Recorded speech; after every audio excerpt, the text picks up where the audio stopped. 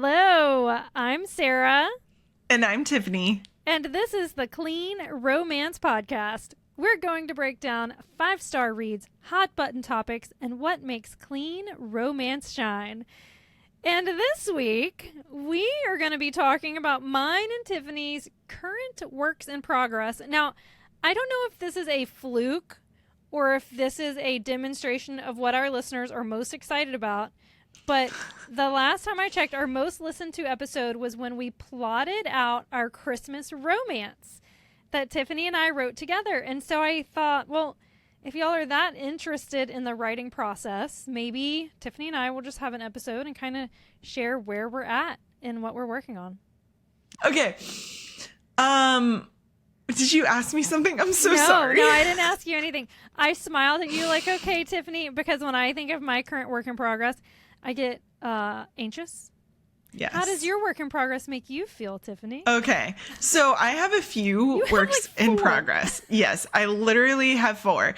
So one of them is my book with Lindsay Rochester. We're working on a series together. It's called Love in Starlight Valley. It's a small town romance series that we're collabing on, and I'm super excited about that. I will say, and I feel like you would agree with me, writing with someone else, it's so much fun, and honestly, it's so much easier in some ways. Yeah, you know? when you, like, the second you started talking about it, my brain started spinning, and I was like, as soon as I am done with book 3 in my series, I'm going to start co-writing because it just moves so much faster. It does. It does. Well, because one, you're only writing half the book. Yes. You know, so it's literally half the work.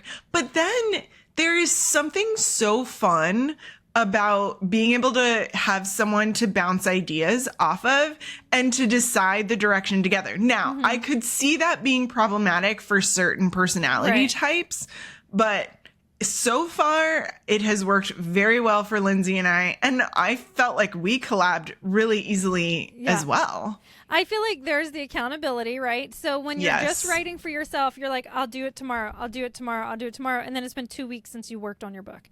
And so, but when Tiffany sent me her chapter, I was like, crap, now it's time for my chapter. And Exactly. I would drop everything. I would have like food cooking on the stove and have my phone up and writing in the Google Doc. My next chapter. And so I think that's part of it. Also, you kind of edit as you go, right? So like Tiffany, you would send me your chapter and then I would read through it and then I would send you my chapter and you would read through it. And so it speeds up the process. Yes. And I think when I self-edit, I am picking every single word apart. But when I have someone else doing that, I just trust you. Yeah, that's so true. If Tiffany says it's good, it's good, you know? And so I am just a lot faster about it instead of trying to make every word a masterpiece or assuming that every word is crap and trying to like weed out 3/4 of my. Yes, that's so true.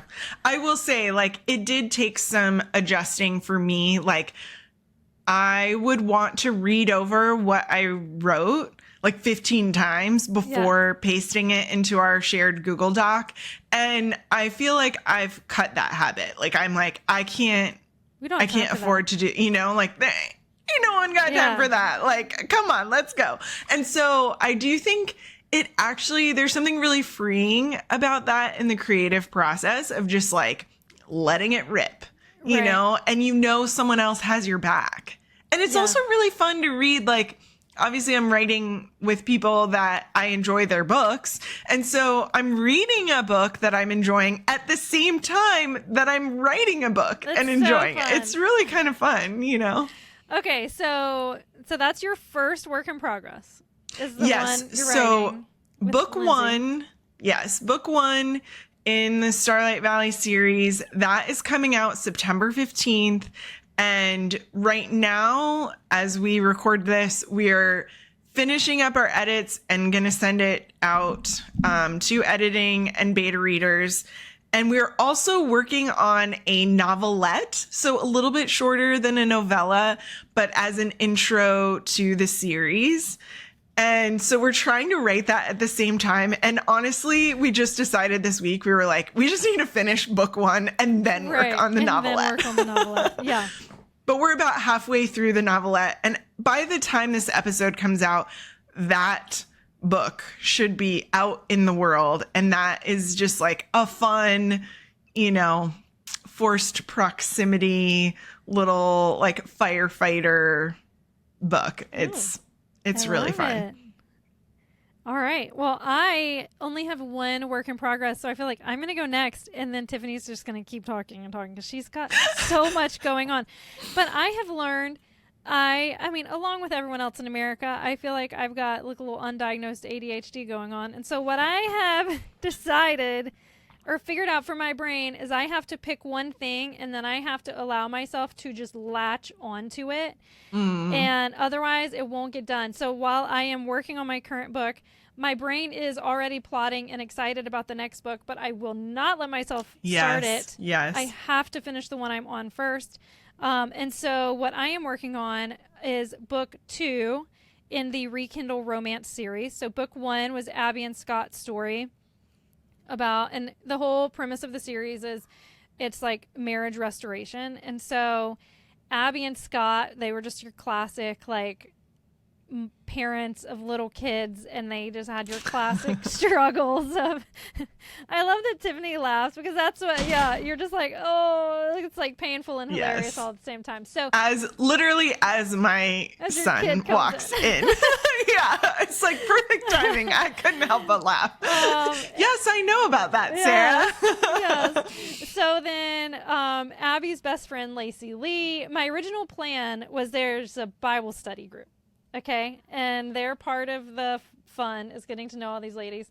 And my original plan was to write a book for each person. But now I'm just I'm like, I don't know that I have what it takes to do that. So, but all I know is next is Lacey Lee's story. And Lacey Lee is Abby's best friend. And so she's dealing with fertility issues. And that's kind of her and her husband's struggle. Lacey Lee is very fun loving. So on one hand, she's my like funnest, happiest character, but she's dealing with the most heartbreaking stuff. And so it has been a really tough balance for me because I want to keep it lighthearted, but we're also dealing with hard stuff and I want to feel it deep. Because I am a feeler, and Lacey Lee is a feeler. So it's like we're feeling this deep, but I also want to keep it like hopeful, right? Yeah. So it has taken me a lot. I am more of a pantster, so I kind of figure out the plot as I go. I know the ultimate. I know these huge steps, but kind of figuring out the little baby steps to get to the huge spots has been hard. Yeah. And so I've just moved slow, and I have not put the time into it like I need. Every time I finish a book, I mean, I spend months, like every single day, sitting down for like I'm always like 1 hour of writing, and then 3 hours later. And I just haven't done that yet for this one, but I'm reaching a point where it's like, look, if I want to finish this book, I'm going to have to just say, this month I finish the first draft, and like that is going to be my sole purpose of the month. And that really is probably what I'm going to do this coming month. But then I do a lot of rounds of editing, and I'm trying to reduce that because it's super time consuming, but I don't want to reduce the excellence, right? And so I hear other people talk about they write a book, they do a run through, and then they send it to their editor. And I just think that sounds amazing. But I write a book, and then I do like a heavy edit round, and then I do a run through, and then I do another run through, and then I might do one more, and then I send it to an editor. I mean, it is like, anyway, I want to figure it out. But I think as you keep writing books, and as you learn to trust yourself a little bit more, that will become less and less, I think. Okay. So I will say with all the things that come between us, I did less editing, and I was like, this is it. I did the draft, then I did like 1 or 2 rounds, and then I was like, I'm done. This is great. And then I submitted it to I queried agents. Yeah. And I had an agent hit me back. And she said, I'm really interested in this, but it needs to be 80,000 words. And at the time, it was like 68,000 words. Okay. That feels like a solid book to me, 68,000 words. She said it, but she was like, I won't, like, for the market, romance has to be at least 80,000. I won't represent it unless it is. So I was like, okay. Gosh. So I thought I had written a book quickly. or quicker with like way less rounds of editing. And then I suddenly had to add 12,000 words to it, which I will say, I honestly believe it's a God thing. I think it made my book better. I think it made me develop things better. I only remember one chapter that I added that is almost feels like a senseless chapter, except it's not, because it gives you a view into Abby and Scott's marriage. So it's I added the lasagna night. Do you remember the lasagna night? With she tries to make eggplant lasagna or something. Zucchini lasagna. And it was an epic disaster. And so it just kind of gives you a peek into like their relationship. And my goal is to help you love them more and also be like, oh, this poor couple. Right. But I think there's so much humor in that too, and relatability. I feel like that. Yeah. Anyway, so that's my story. So I am still just working on this book, but I'm reaching a point where it's like, it's time to sit down and make it my main focus. Yeah. Well, hopefully with us recording all of these little episodes, we spend so much time on the podcast trying to make this excellent for you guys. And honestly, we love it. We have so much fun, but I do think that our writing has taken a back seat in a lot of ways because of that. Yeah. So it's just a reality, just letting you in behind the scenes of like our lives, you know? I wasn't going to say it out loud, but that was, I do think it's like the podcast has taken a chunk of what time I normally would spend on writing. I'm instead spending on the podcast. And so, it's a balance and kind of learning. Yeah. It's, probably I just need to wake up at 5 a.m. But then I also think that I need sleep. And right, exactly. So, whatever. Yeah. I do think, there's something to be said what you're saying about, wanting to keep your book lighthearted, but also dealing with these heavier topics. I think that's a worthy, I don't know, like thing to work through. And I think it just takes time. That's how I'm feeling about my baseball book, which is the next book in the Sports in the Sunshine State series, which, Pucks and Prank off the bench. And then this one is Faking the Pitch. And it's a fake dating, I don't know, opposites attract kind of Grumpy Sunshine thing. Yeah, I was like, Grumpy Sunshine, it's coming. Yes, yeah. But he is dealing with alcohol abuse, and there are some wounds there that I'm like, I want to treat this correctly. I want to, I think so often I read books where it's like the character, that one of the main characters is given a wound, but it's flippantly done, and then it doesn't really actually affect the story. But this is like actually affecting the story, and it's actually doing it in a way that I didn't anticipate how deep it was going to go. And I'm like, all right, this guy needs Jesus. Like, I was not planning on this being like, oh, he has a conversion experience or something like that. But like, I got halfway through this book and I'm like, there is no way I can get this guy out of this without Jesus. Yeah. Like, he is the only way. And so, so he's coming to Jesus. Yeah, I've had to work on that. And obviously I want that to be powerful and authentic and, all of those things. And the payoff to feel earned. And so I'm very, very slowly working on that book, and I have no idea when that's going to come out. But when it does, I'm really excited for it, because I do feel like these characters have been through a lot, but it's still lighthearted. Like, there's still like funny beats, So I'm trying. Yeah, I feel that so deeply. And I also, as a reader, I think a lot of times characters have this huge struggle that they're dealing with, this huge pain, and then it's just like fixed. Right. Like, and it's all better now, and we're getting married and having babies. And I'm like, Yes. oh, I just think that, it's going to take longer than, Yes.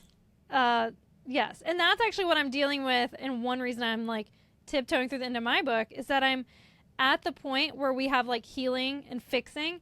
And I don't want to like draw this out and make it boring and like a slog, but also like you don't just heal overnight. Yeah, it's true. Yeah, there's such a balance. I feel like everything we're talking about, it's like there's such a balance. It's a tightrope to walk. And so I am, because it is a tightrope, I am tiptoeing and moving so slowly. And I think same. So I need to like, I don't know. I need to just run across it real quick, like make a jump. I know. And then fix things That's after. tough. That's why I keep reminding myself it's not that hard to fix things. A few sentences here and there. Anyway, okay, so you have 2 other works in progress, but I think they're not clean romance. They're a whole other genre, right?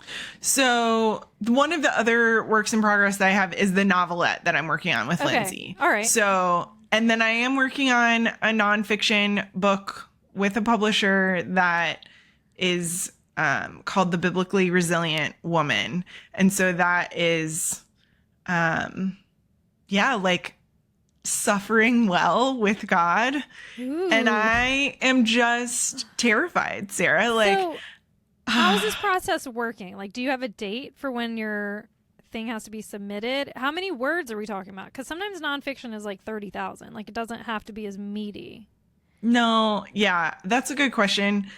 I told them that I would agree because they asked me to do this. So I told them I would only agree to do it if they did not give me a deadline. Oh, wow. And they did. So they didn't give me a deadline. So you have no deadline. I have no deadline, but like in my head, I'm like, okay, 12 to 18 months is like my goal. That's a long goal. Like for me, writing a book, like that's a really long time, but I've never done a nonfiction book. Like I've done, I like to write articles, like nonfiction articles, Christian content, so I've done that a decent amount, but not full length like this. So we'll see. I'm at the very beginning stages of this. I'm doing a lot of research so part of it is going to be doing like a deeper dive on the book of Job, but I'm like wanting to bring in my narrative, like, strengths. Yeah. And so I'm kind of toying around with the idea of the beginning of the book being a short story that is a retelling of Job, but from a modern day perspective.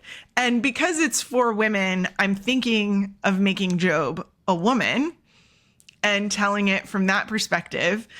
So, I'm just kind of mulling over, like, how can I do that in a way? Like, what I want is for people to be able to connect to the story in a deeper way, in a way that feels relatable, and like contemporary, but still holding true to the original story. Right. I love that. I believe that stories change people more than I don't even know. It's just like the writing. Yeah. Like I love a story. Even if in a nonfiction, if it can start with a story and enroll me, and then like we can have a break and learn some stuff. And then if we could like get back to the story or get to another story or something. I like it. Yeah, I like when people do that or when they share stories from their own life. I love a story. Yes. And if it's all connected, you're more likely to finish it. Right. That's my nonfiction reader perspective. I never finish. That's very true. Yeah. Yeah. All right. So that's what I'm working on. And if you guys want to pray for me and for us, for our works in progress, that would be awesome. Yeah. Yes, please. We need it. Yeah, we do. So, and hopefully, maybe even by the time this episode comes out, I will be further along. Yep. We'll see. Yeah. We'll be planning Tiffany's launch party for their book. So that'll be super fun. And Yeah. but we'll keep you posted. That is what our writing process looks like a hot mess. And but we're doing it together. We're a hot mess together, which is the best. It's good to have friends. And I'm now like, you know what? I'm just going to send the first draft to Tiffany instead of like pouring it. But what happens is I was like gonna send it to you, and then I read the first chapter and I couldn't even get past the first page. I had so many edits I felt like I needed to make. Like I just pick it all apart. So yeah, you just gotta let it rip. Rip the Band-Aid off. I don't know if I can. Okay, I'll send it to you and let you say, ooh, you gotta change this, or ooh, no, this is great. Okay, sounds good. Let's do it. And I'm sending stuff your way. I've been meaning to talk to you about that too. Okay, good. I'm ready. I'm so excited for your baseball book. I'm excited for your redemption story. And that I'm sorry. I feel like it's my fault that you're writing something deeper, but I love it. And I'm so excited. Yes. Yeah, for sure. I'm excited too. It's good stuff. We're so excited for our book sponsorship today. We have Kim Griffin and her book, More Than Fine, which is a redemption story, a Christian romance that I'm so excited about. It's about Gia Hoffman, who's seeking a fresh start at Morgan Stanley in New York City, but her past haunts her until brooding portfolio manager Nick Valenti mentors her, and their connection challenges both to heal. So we've got some broody, I love male main characters, some redemption, and it is a Christian romance. There's some beautiful redemption threads in there. You know, we were talking about our works in progress and some of the challenging things that we're writing about in these. And so I knew that her book had some challenging things in it. So I invited her to share with us what was something difficult yet rewarding that you wrote into this book that you would want to share with us. Tackling tough topics can be a challenge for a clean romance author. This was very apparent in my most recent novel, More Than Fine. I have Nick, who has secrets from his past that he thinks are unforgivable, and Gia, who has trauma from her past. And where the challenge comes in is being able to describe these things without using explicit language and without taking the reader to such a dark place that they have a hard time coming back from it. Philippians 4:8 says, "Finally, brothers, whatever is true, whatever is honorable, whatever is just, whatever is pure, whatever is lovely, whatever is commendable, if there is any excellence, if there is anything worthy of praise, think about these things." As a Christian author, this is a verse that I always come back to because I want to talk about dark things so that the book seems realistic and so that people can relate to it and realize I can go through dark things and hard things and also find hope and joy at the end of those things, and even sometimes in the midst of those things. So this was probably the hardest thing for me to do in this particular book. All of my books go to hard places, but this one maybe delves a little bit deeper.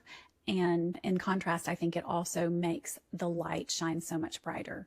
That is my goal in all of my writing, is that the light would shine bright. I hope that you'll read More Than Fine. Thanks, Kim, for sharing that with us. The scripture that you shared is like our theme scripture, Philippians 4:8 on the podcast. I think we might need to make shirts or something. We should. Yeah, we need to make swag with Philippians 4:8. Add it to the logo or something. Yes, definitely. Bookmarks. We're going to make bookmarks. There we go. In our abundant free time. Yeah.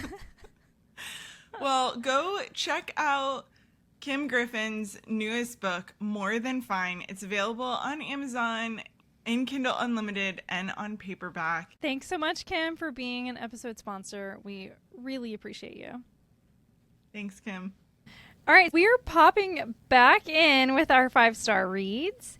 And so my 5-star read this week, I am so excited to share it because it's just like, I don't know, we have this secret that we can't talk about yet, and it gets me excited about our secret.